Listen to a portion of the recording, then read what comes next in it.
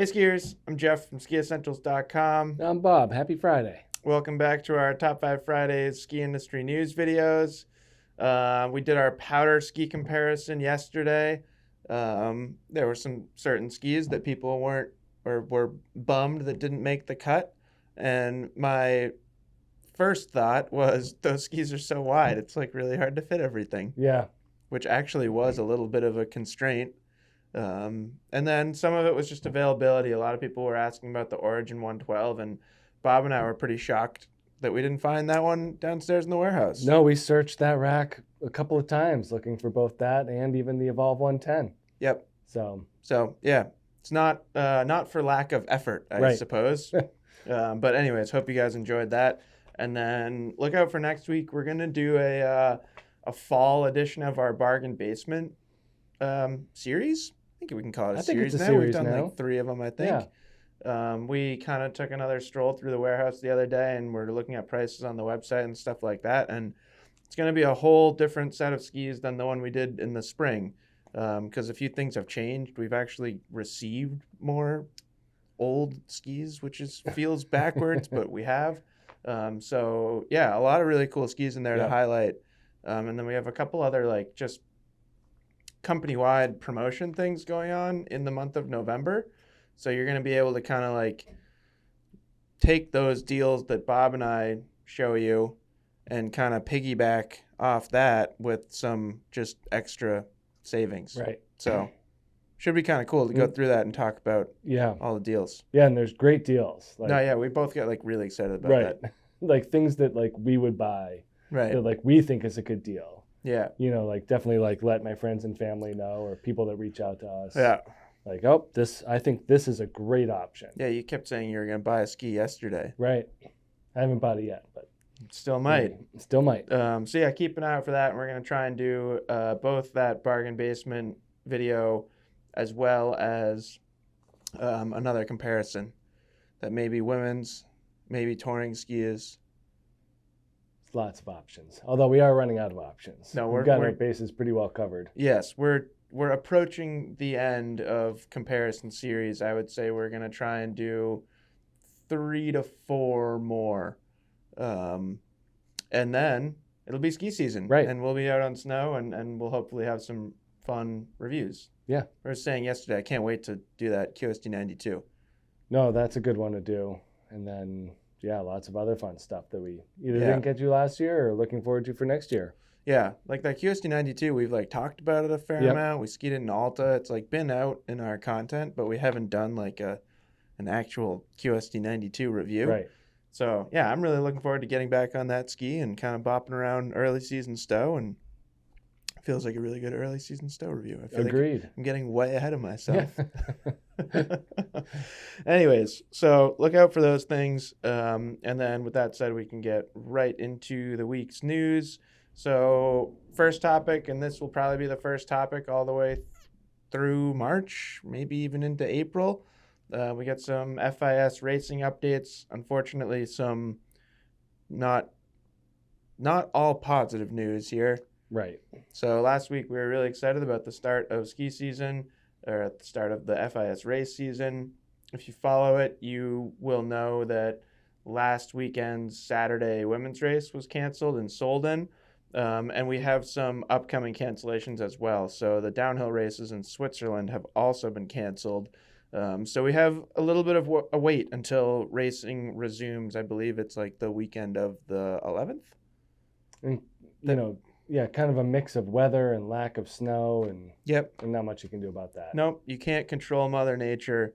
So kind of a bummer. But the men were able to race last Sunday. I was able to watch at least most of the important highlights. River Radamus skied pretty well, picking up a 26th, and then Tommy Ford, great showing from Tommy Ford up there in 6th place. Skied really, really well in second runs. And then on the free ski side of the spectrum, we talked about that big air. Troy Podmilzak. I'm saying it with slight more confidence, even though I don't know if it's right or not. He it was pretty cool to see. I think he fell on his first run. They get 3 runs in finals, and they take your 2 scores. They have to be from different tricks. He fell in his first run, but then landed 2 great tricks on his second and third run and picked up a third. First ever World Cup start. You got a 3rd place. Yeah, not a whole lot of places to go up from there. There's 2. 2. Yep. Not many. And speaking of those 2 spots, Burke Rude took first and really, really, really looks strong going into this season. Yep. He's going to be tough to beat. Defying physics, those modern free skiers. Yeah, they're up there for a while. Spin one direction and then spin the other direction. Yeah. And I guess I understand it, but I'll never do it. Right. No, it's a pretty high bar. Yep. So a little bit of a wait until more racing. But still fun that we get to report on some results. And then second topic of the week, we have some insights into how the U.S. ski and snowboard team president, Sophie Goldschmidt, plans to grow interest in World Cup racing. This is kind of just circling back to something that we talked about a while ago. And I think we did mention a couple of both of these ideas. The first insight, and they're kind of under the same theme, is that they're really looking at the success of Formula One events in the United States. Yep. I think they've effectively taken what was kind of traditionally more of a European sport, and the U.S. interest in Formula One has just exploded. So kind of taking a look at their events, their business model, how they're going about that process, which I think is cool. And then also taking more inspiration from Formula One, she wants to have a behind-the-scenes show that follows athletes through the course of the season, which also is very similar to the Formula One Drive to Survive series on Netflix. If you haven't seen that, I would highly recommend it. It's great. Have you watched it? Have you watched most of Not that? in its entirety, Yeah. but I've seen quite a bit of it. And yeah, it's really good. No, I like that. I like that style, and I think that, I mean, it's the thing about that series is the production quality is super high. Yep. Like, that's impressive. If they can pull something like that off with skiing, I would be impressed and surprised. I think that's the idea. Yeah. And they're not the only organization that's kind of taken note of the success of that series. We're kind of getting the same thing in the golf world, mostly following the PGA Tour, but it happened to fall on a really controversial couple of years for golf with the Live series. So yeah, I think it's just great. I like that kind of stuff. And I would hope they make it more like the Drive to Survive rather than like Winter House. Oh gosh, I think so. Less reality show, more like more story. Yeah, more story and athletic. Based. I think that's the method. Good. But yeah, I guess if you're into that stuff, then you can go watch Bravo. Right. Get those people here in Stowe all the time. And then third topic of the week, I would encourage you to head over to the written top 5 Fridays. We will kind of run through this, but our esteemed colleague Matt McGinnis chose to write this section in first person, which I thought was really cool because he's from this area and it really hits home for him. So a Central New York ski resort owner is under fire from the state attorney general for violating antitrust laws. So it's somewhat of a complex story, but over the past decade, Peter Harris has come into ownership of 3 resorts in the Central New York, Syracuse area, most recently Toggenburg, and ultimately closed Toggenburg indefinitely and also added a restriction to the deed that it couldn't be operated as a ski resort under any future ownership. And he is now being sued by the state attorney general, alleging that he only bought Toggenburg for the sole purpose of eliminating his only competition in the area. Right, thus violating antitrust laws. Yep. Yeah. So pretty interesting stuff. Yeah. I'm certainly not an antitrust lawyer. Don't know too much about that stuff, but doesn't feel there's not a good feel here. I mean, if you're attracting the attention of like the state of New York attorney general, like Letitia James, who's like, right, she's up there, right, like that's bad. You don't want that person coming at you. Well, too late. So this will really be interesting to see how it plays out. You would hope that at least that deed is changed. So if somebody wants to come in and operate a ski resort, they can go do that. Like, who doesn't want more ski resorts? And like from what we see around here, like there's plenty of room for more ski resorts. And like competition's great. Right. That's why laws like this exist. Right. Competition like drives progression and just makes a better product for everyone. Right. So it certainly sounds like this guy's just not being a very nice guy. Sorry, Peter Harris. I don't know you personally. Probably never will, but you're on the naughty list as far as I'm concerned. Closing ski areas. Yeah. Bad. That's bad. Nope, that gets you a lot of thumbs down from me. Yeah. Anyways, Matt, let us know if you think we did this topic justice. Maybe you can leave a comment if you think we got anything wrong. No, his written portion's good. It's much better. Yeah, that's why I started with encouraging people to go read it from Matt's perspective. Yeah, I agree. Because I think that tells the better story. And then this was really interesting. Saddleback Mountain, who's been in the news a lot lately, they have signed a memorandum of understanding, which is a great phrase. Just like a show of good faith that they're gonna try something out. Yep. Yeah. With a company called ReNewSnow, RENEW, and this is allowing them to prototype some revolutionary snowmaking devices. And the idea here surrounds snow pods, which essentially capture the water supply at elevation rather than letting the water kind of flow to the base and then using a bunch of energy to pump it back up to make snow. Yeah, that's where a lot of that energy is spent. Tons. Yeah. So, we see things like that to try and improve energy efficiency, like moving pump houses up the hill. Mm-hmm. I think that's been like a recent development because it uses less energy to kind of pull water uphill rather than push water uphill, which I thought was very interesting. So in this situation, they're going to place these pods in streams and water sources and basically divert water directly to snow guns.